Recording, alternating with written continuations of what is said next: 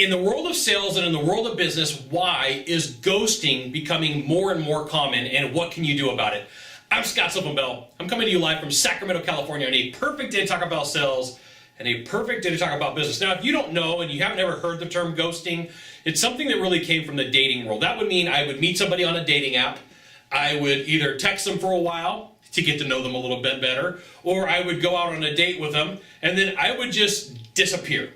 And see, if you've been in sales for any amount of time, you know that this happens, but it's becoming more and more common. There's nothing like going and meeting with a buyer and spending time, energy, and effort with them, and then never, ever hearing back from them. And so there's a couple of elements that are here at play. Now, I got to go and interview my good friend and mentor, Dr. Kevin Hogan, in Minnesota last week. And we went over this for almost 2 hours, talking about why ghosting is more and more common and why it's going to become more and more common in the future. So I have to give credit where credit's due. Dr. Kevin Hogan, kevinhogan.com, right? Tons of fantastic content that he can help you out with this. We shot a 2-hour video talking about this thing. Good stuff. Thanks, Kevin. So there's a couple of reasons. One, social media is at play. Social media, like, we look around and we're like, we don't really have a connection with that person, and if I don't like that person, I can instantly delete them. Okay, so that's one thing. Two, like, we're more and more wrapped up into ourselves than ever before. Like, look, think about how many times, like, if you go to take a picture, a selfie of yourself, you're like, I gotta get the right angle, right angle, right angle, right angle, and we deceive ourselves for what we think true reality is. And so sometimes, including me, we're completely delusional about life.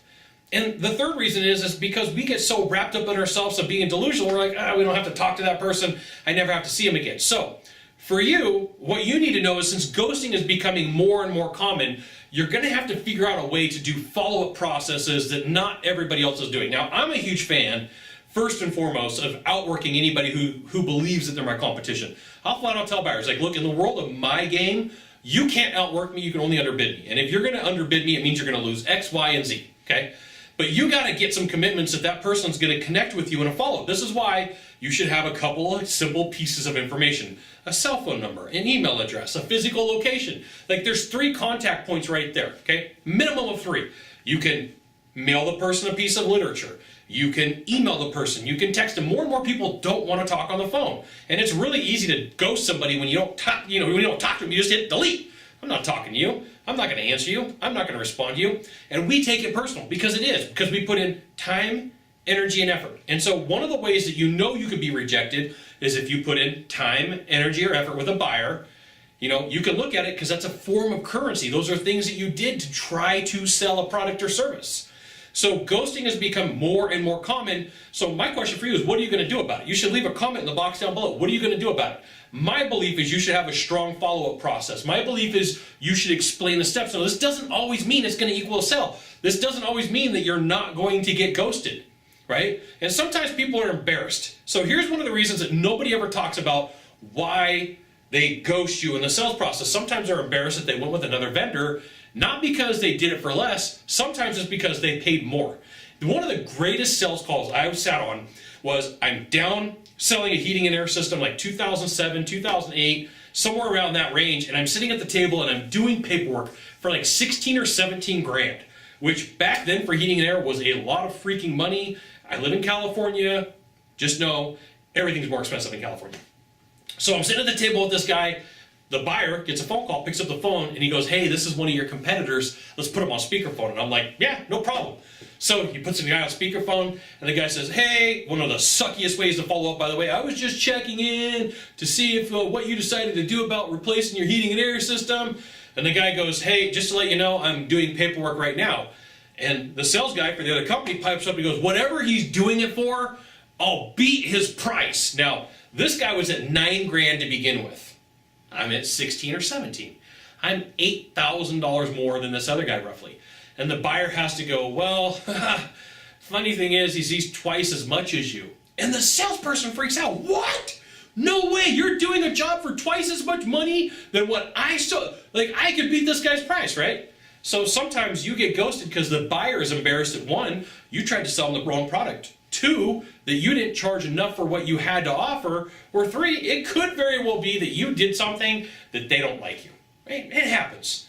I'm not always a likable guy. Not everybody likes Scott. Sometimes I say stupid stuff. Sometimes I go off the rails. Sometimes I go cuckoo for Cocoa Puffs and I go crazy, okay? So just know that here's the thing. Ghosting in business is going to become more and more common, and the one way that you can defeat that is you can outwork the competition. That doesn't always mean it's going to be a sell. 2, you can have a strong follow-up process. That doesn't always mean it's going to make the sell. And 3, what you can do is you can hire somebody to be a company to call behind you and say what happened. And then that way you can gather some intel, okay? Sometimes it's going to have to take you thinking and doing things that other people aren't willing to do and spend some money that other people aren't really. Scott, there's no way in the world that I would pay a company to call after me. Really? You mean you can't go buy a cell phone and create XYZ company name and put it like in the name of the phone, so when they call, and that person that is your friend or your husband or your wife or a coworker says, hey, just want to let you know, I work with XYZ company, and here's what we do. We follow up behind ABC company. And idea, what was the real reason why you didn't buy from that sales guy, Scott Sylvan Bell? Oh my goodness, the guy had bad breath. You think I wouldn't be able to change that real quick and get some breath mints by the case to make some sales? Right? You have to do some intel and some recon that other people aren't willing to do to get past ghosting. That's just one way to do it, okay? So I've given you a couple of different ways for you to figure out, like, how can you get past some ghosting in your life when it comes to business. There you go. You got one thing to do from here, just one thing. Find the subscribe button and click on it. Every time I send out a video, you'll get an update that says, Scott Bell Consultant sent out a video. You should check it out, which you should. We'll see you soon. Thanks for dropping by. Aloha.